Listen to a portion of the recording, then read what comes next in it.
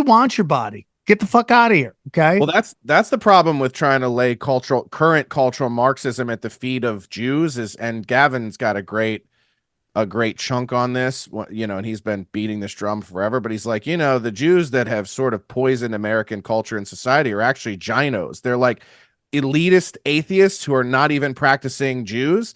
And the problem is that now the new generation that have adopted that concept of cultural Marxism through academia are young, college-educated black women. So by the time AFPAC reaches popularity, they're going to be out Jew hunting while black women are destroying America from executive positions and DEI posts and the fucking White House.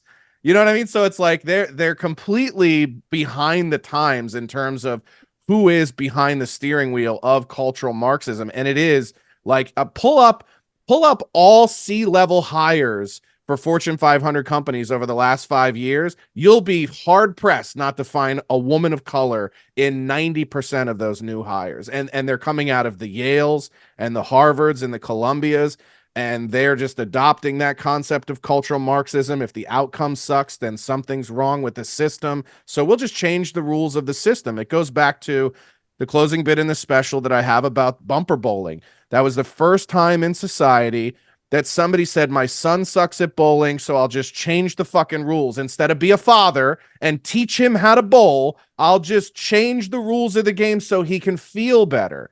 And that is what has poisoned the well for all of society. The idea of like, hey, yeah, well, I guess we could just change the rules so that the losers win. Okay, I got a lot to say on better. that. I agree with you. I think the notion that making everything fair is just fighting a windmill that just is never gonna ever. There's no end zone to making everything fair, because once you make everything fair, there's just gonna be someone else who shows up and goes, "Hey, that's not fair against me." And now we're just